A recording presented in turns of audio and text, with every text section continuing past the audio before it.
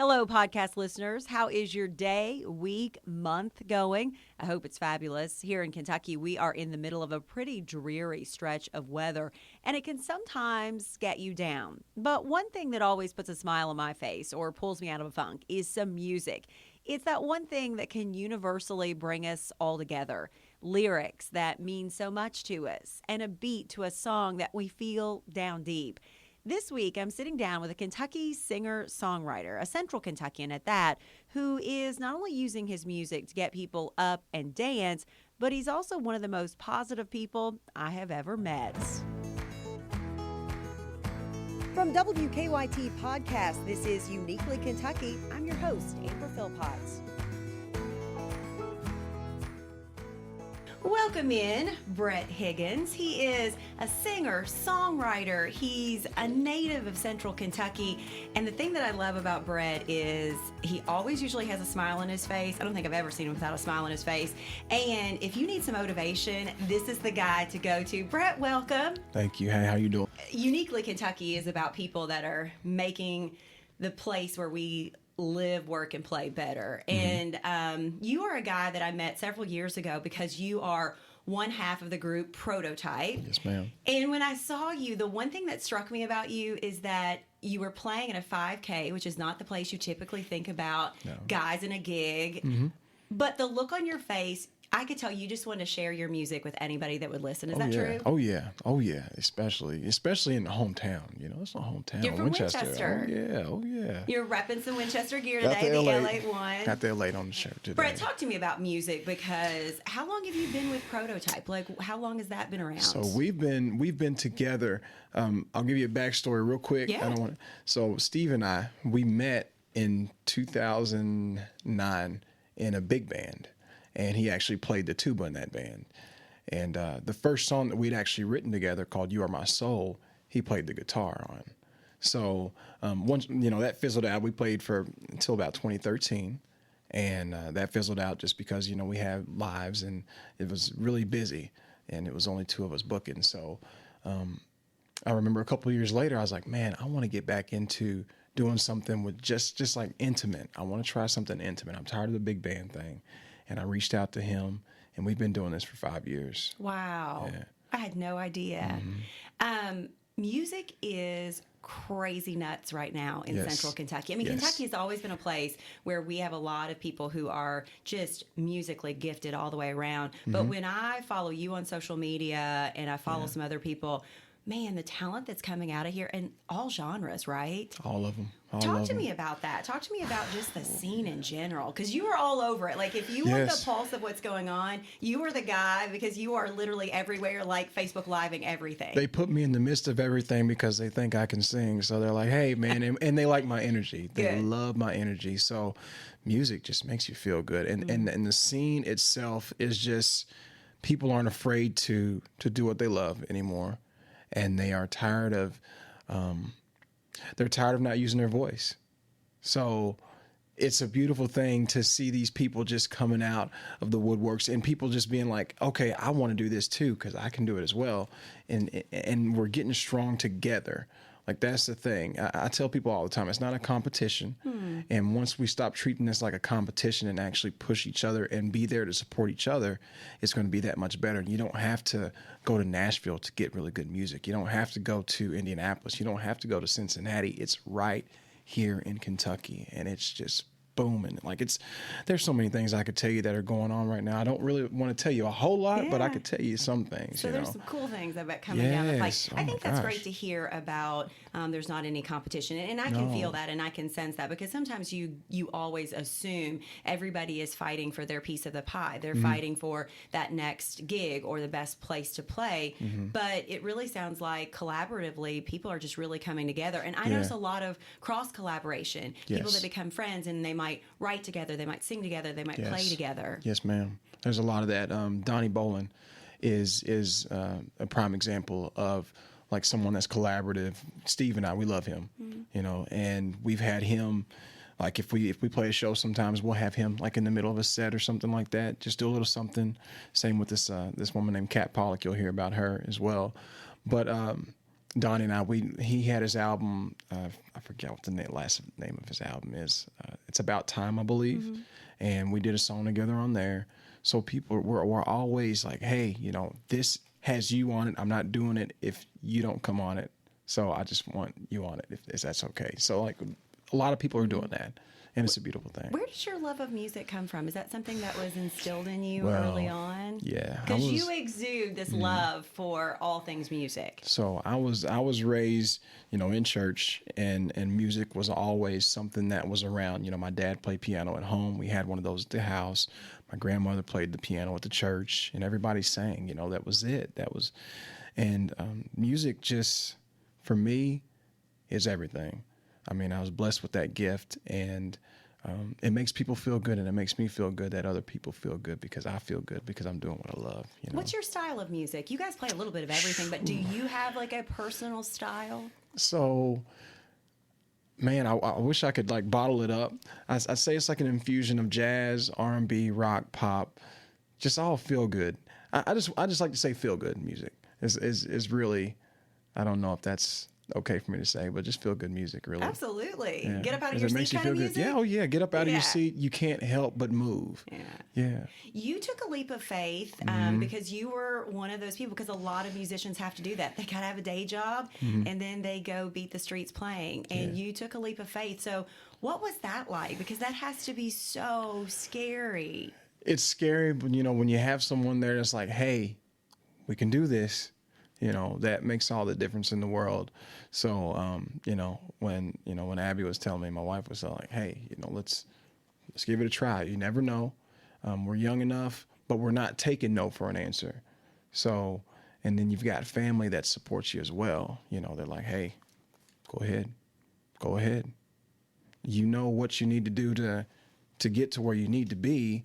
And if you're smart enough that if you need to do something else to supplement, then you can do that. But we're here for you. For that those makes of all us the that difference. have no musical ability whatsoever, I mean, God bless me with the gift of gab, and that's it. What's the writing process like? Because I think that is so beautiful when you can sit down and you can pen something, or you can sit down with somebody else and collaborate together. What's that process like? Help me understand it. So it can be different in different situations, but for me, most of the time it just comes so naturally. Especially when I was younger, I used to not be able to sleep unless I wrote a song that was on my mind. Like something would come in my head, and I'd be like, okay, all right, start writing it. Start writing. Like, okay, I can't go to sleep now because I'm hearing the rest of the song. I'm hearing the melody, and I'm hearing the words and stuff like that. Got to get this down. And it's so crazy. Like, I would sing songs when I worked at Walmart that I wrote, and people are singing them. You know what I'm saying? Like, the people that I work with are singing those songs. I'm like, man, this is crazy. But that means that means when you don't have to push it, when you don't have to force it, when it just comes to you, that's the best.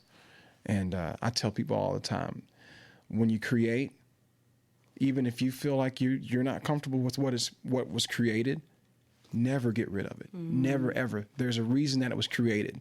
So keep it, because someone out there is supposed to hear that or supposed to see that or whatever. So It's like your baby. Yeah. You don't want to just give it away. Do you remember that? I mean, I know you grew up in church, and I know that you said, music was always around you, but do you remember that one song or moment that just kind of changed your life when it comes to music? that I did, or just that I've heard? No, just like that moment when you first really heard a song and it really touched you. Golly, there's so many. If I had to pinpoint one, I'd probably say Human Nature, Michael Jackson. Wow. I'm a huge Michael Jackson fan, and that song, just the melody, everything about that song, I was just like, I told my granddad I'm going to be Michael Jackson. I was like 4 or 5 years old, and he's like, okay, and I was doing all my moves, and he's kicking, but I'm going to be Michael Jackson, Granddaddy. So yeah, I think I'd say Human Nature probably. How do you feel about that? That's something I've never had a chance to ask a musician. There's so much talk about, should we still listen to his music? Should we still love it? You know what? As an artist yourself, how do you feel about that? Because it's a tough call. I see where people are coming from. Yeah. But it's it's just one of those things that's always hanging out there. It's again, it goes back to there's things that are created for a reason, and whatever people's opinions are of whomever created what, at the end of the day, it's about what was created and not the person. Absolutely. You know? Who's up and coming right now other than Brett Higgins? Who's up and coming right now that people really, if you had to say right here in Central Kentucky, you need to go check them out? Right here in Central Kentucky, I can give you a short list. There's one of them that I actually have been ignited into. Is that initiated into? Initiated. Okay, I said ignited. Either or sounded good to me. Okay. A group called Homegrown Headband, which they're rock and funk and a little bit of, phenomenal. Not just because they asked me to sing with them now, but Homegrown Headband is really making some noise, really scratching the surface. Donnie Bolin, he's been around, but he's not like known. Donnie Bolin is somebody to look out for. There's a band that we played with the other night on the ticket, Much Obliged. They're from here, and they are smooth. I think there's like a 6-piece band. I'm telling you, this show the other night at the Green Lantern was ridiculous. Wow. In a good way. Yeah. Let me try to think of one more. You put me on the spot. I know, that's tough. It's okay. Are your buddies going to be mad at you if you picked one over the other? No, right? They better not be. There's no competition. No, remember? no competition. Trippin' Roots. They've been around for a while, but Trippin' Roots. You have been. I've seen them a lot lately, just on your feed for sure. Yeah. That's the other thing is that, especially just here in Lexington, but now branching out, there are so many places cities that have these breweries popping up now. There's all these places to play, but in Lexington, I always say the Burl is kicking it. The Burl is kicking it, and the Green Lantern always. Yeah. So there's so many. I'm not better. That's not the best word, but there's just a lot of places for people to get some experience and get their name out there. So as the Burl is up there, like I said, the Green Lantern. There's a new winery that the Roots played at in Versailles. It's called Wildside Winery. Well, I guess it's been around, but there's new ownership and stuff like that. That's a really neat place, and especially when it gets warm, I'm sure that's going to be a really, really cool spot. Where else? Man, you put me on, but I can think. Let's see. So the Burl, there. You're at Crew a lot. Creo. Oh, man, I love Creo. See, No, I'm not hip enough I call it both. There you go. I call it both. Creo is, my gosh. It's a beautiful place, delicious food, and it's, especially when it's warm outside, it just feels like, I've never been to New Orleans, but I've seen plenty of movies. It feels like you're right there. It feels like you're right in the midst of all that goodness. So, yeah, Creo is a really good place. I would think that it has to be pretty cool for you because, let's face it, everyday life can be really tough some days, and it can really get you down. And music is that one thing that really can bring us all together. And I would think as a musician or standing in front of whoever you're playing for, just seeing that bring people together, it's got to be an amazing feeling. It is. There's no feeling like it. No feeling like something, again, that you create that brings others together. And it feels so good. It feels so good because there's so much separation out there that you have to have something that can give everyone like a common ground or whatever, Yeah. You have been doing, you were up to did I see episode 150? 150, man. Of your Marvelous Monday motivation for people. Where did that come from? You know what? One day I just started hearing Marvelous Monday because a lot of people would be like, "Oh man, how you feel today?" Or "How's your day?" "Oh, it's Monday, Manic Monday." I was like, "Oh no! There's got to be something to make Monday okay, or at least a little boost or something like that in the morning." And I was just praying about it, and I just kept hearing something like, "Hey, just." Marvelous Monday.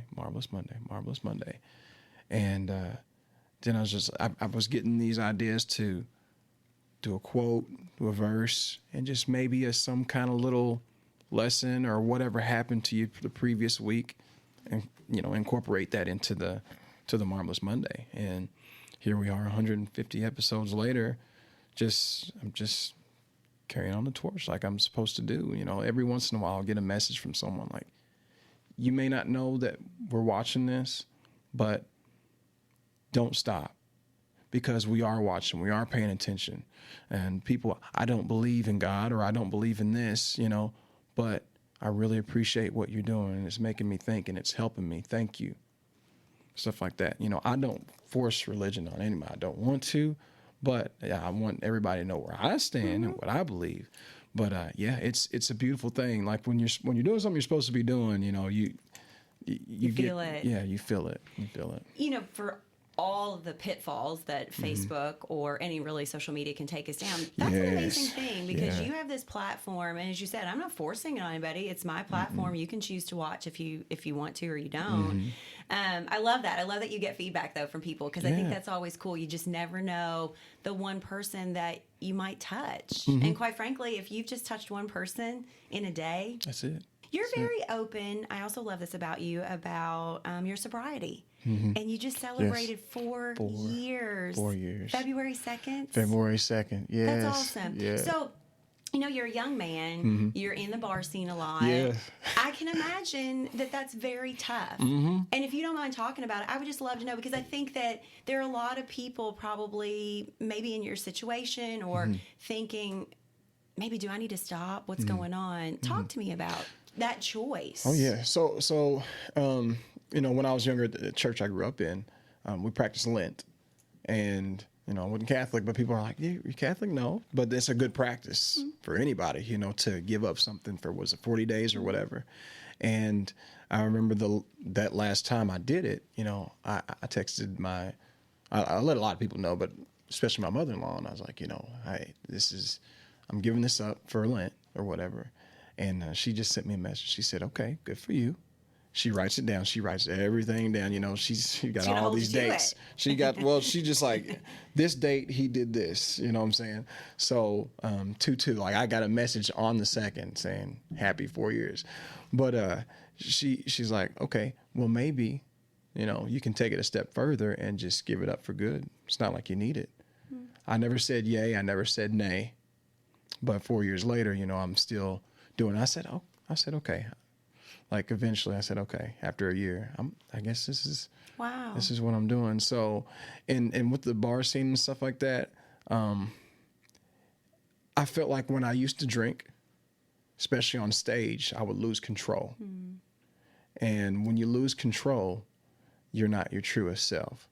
So I felt like for me, that took away from that. And I did not want to take away from that. And I have, you know, nephews and nieces. I want to be I'm not saying that I'm a great example, because nobody's perfect. Right. But alcohol is something that I don't need, and I want to be my truest self when I'm on stage. And without alcohol, I can be that. I'm in control, and it's that much better.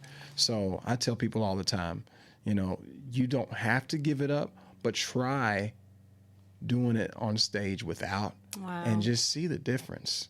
Just see the difference. Like, there's certain people, or some people around me, that are like, I think I'm going to give it a try and stuff like that.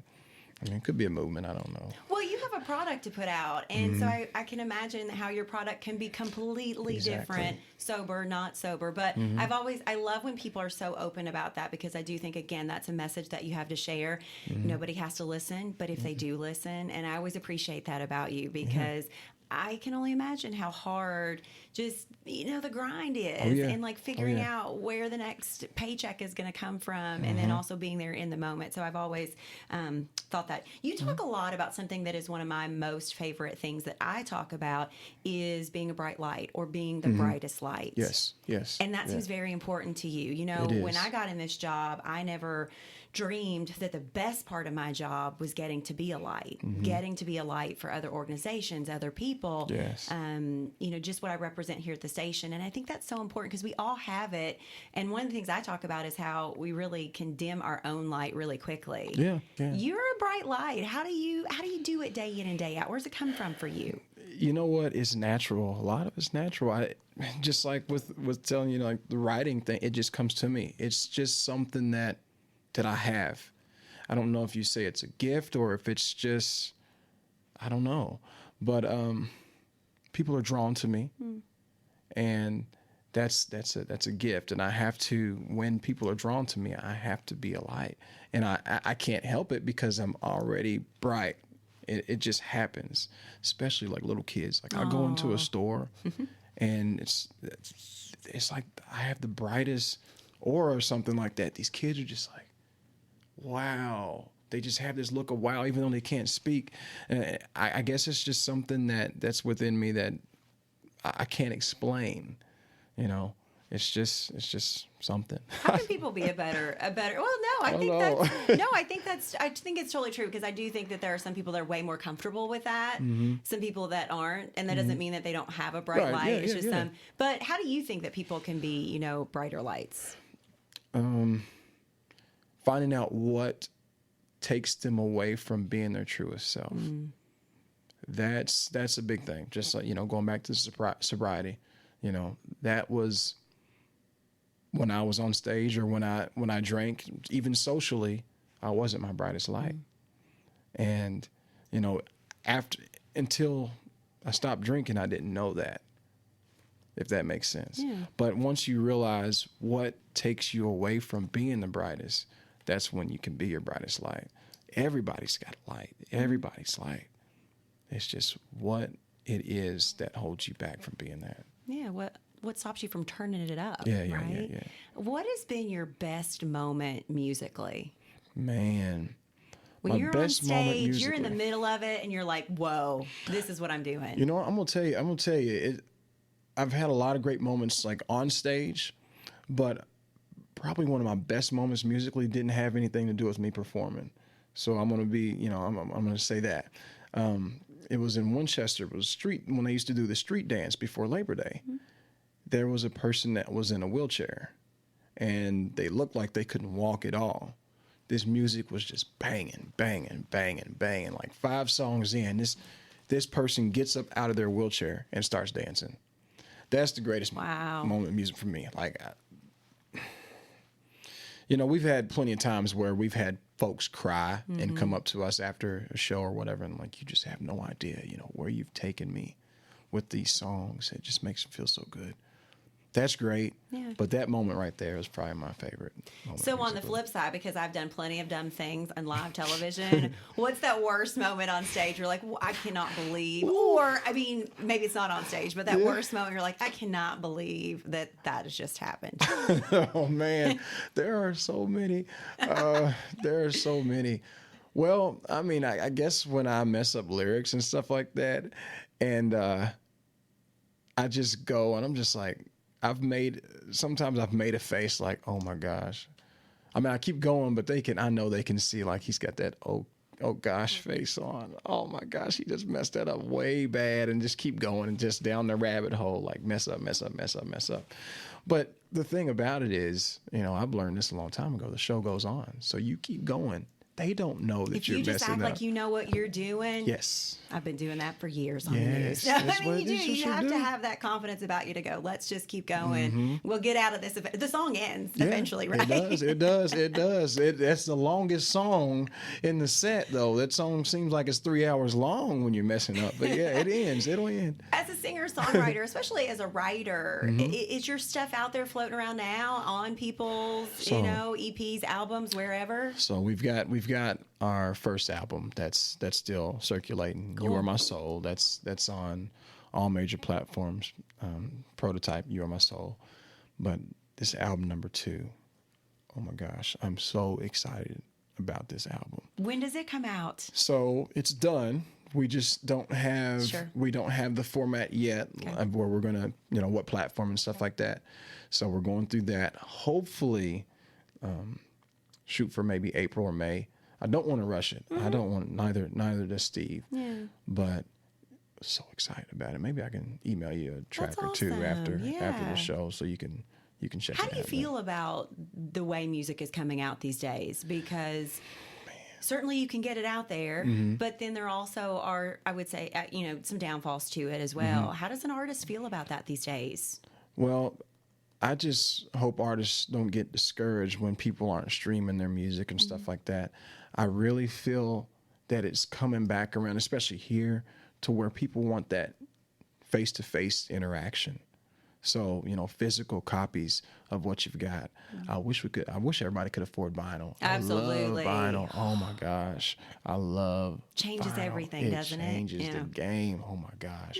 But yeah, I think physical is coming back. And just anybody out there, I just hope you're not discouraged if nobody's streaming your stuff, or if you're having to have it streamed and you're not getting anything in return. Just know that you're doing it for the love first, and everything else will come into play. Yeah. But, yeah. I always like if I know that somebody's got somebody in their life that they should get a shout out to. Your wife, Abby, she's an artist as well. Yes.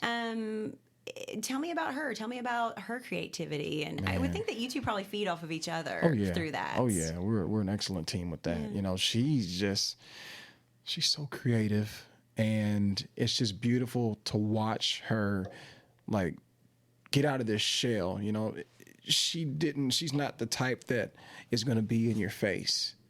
But with this, she's gotten so much confidence, and it feels good to her because people feel good at what she's creating. And she does not like to speak in front of people. I know Chris Bentley, he had her on stage about 2 years ago to briefly just say how she's created and how she felt about it and stuff like that. Not her thing, but she did great. She did great. And it was, I think in that moment, she was like, I can do this. I can do this. Brett has been telling me this for a while for a reason. So it's good to actually see, like, it coming to life, and just her reaching out to people like, hey, I can make these stickers for you. I can do this for you. Let me do that. Let me run your merch and stuff like that. So you can focus about performance, but you need to look good, and I can make you look good. You know, and it's just so good to see that confidence just grow and grow. You know, if people want to find you and you know, check out the music, how do people find either the music first, but also then maybe where you guys are going to be playing next? How do they keep up with you? So our next Prototype, our next show, we're Thursday will be at Cosmic Charlie's, and that ticket right there is hot. Oh, that's two other acts that I didn't even mention. They're going to kick my butt. Go back. Let's do it. Let's put them in. So Jen Tackett, okay, which is on that ticket as well. She's from Georgetown, and Beck and the Starlight Review. They're out of Whitesburg, I believe. Wow. Oh my gosh. High energy from start to finish. So Cosmic Charlie's Thursday night is the place to be at 9:00. We start out the show, and then we'll be in Moorhead the next day at Saltstone Brewery. But yeah, those are the things on the rise for Prototype. Prototypelex.com is our website. And Homegrown Headband's got some stuff in the works as well. We'll be at Bar Louie on the 22nd of this month. So, you know, I'm staying busy. Staying busy. Where do you see music taking you? What's the goal for Brett and the singer, songwriter, and Prototype? What's down the road? So I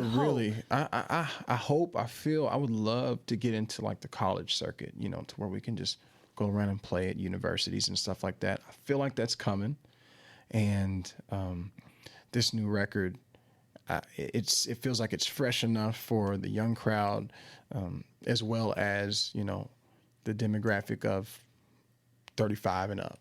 So it just feels good to be in the midst of whatever's about to happen. I feel some good things coming. That's what I always say. I feel like Kentucky, when it comes to the art scene and some small businesses and what some folks are trying to do, like in Eastern Kentucky, you just feel it. Like you feel like the momentum is right there. It's like getting ready to steamroll ahead, and it's going to happen. And I think music is right that we've always been blessed to have an amazing music scene, but it's right there. What do you say, Brett, as we kind of close this down? You know, there are a lot of youngsters, and there are a lot of adults right now that they've always had that dream, and they are just as creative as you are. You know, how do they make that leap? What do you say to them to kind of put that fear away? First off, I know it's easier said than done, but don't be afraid. Like you've got this pull, you've got this feeling for a reason. Don't fight it. Just do it. And if you feel like you need help, or if you don't know where to turn, there are plenty of us that will be glad to sit down and talk to you. Me personally, I always put myself out there. You know, I'll let people know, young people, hey, I'm here. If you need any advice, if you need to know where to go to, if you need to know who to talk to, if you need to learn something, please, I don't know it. Or if I don't know it, I can get you in the right place. I know people, and there are other people that know people that want to help, because this, So I know some people feel lonely in this. It's because you feel like nobody cares. Nobody's listening. Yes, they do. But if you have that, there's a whole family, a whole community of musicians that know that feeling. They've all had it at one point. So just know that you're not alone, and it's okay to reach out to someone. Someone will help you. Maybe if they feel a little low, they need to listen to a Marvelous Monday. There you go, Marvelous Get picked Monday. back up. Brett, Yeah. I appreciate. Thank you so much. I know you're making Winchester proud. Thank you. I appreciate just kind of the inside look at our music scene here and what you're doing. And folks, like I said, go check him out. Look him up, Brett Higgins, on Facebook. Marvelous Monday. You're going to see episode after episode. Go back and watch the old ones. You'll get picked up if you need it. And then check out Prototype also online, social media. Look him up, check out the music, and support our local artists. It's super important. Until next time, I'll see you on the news.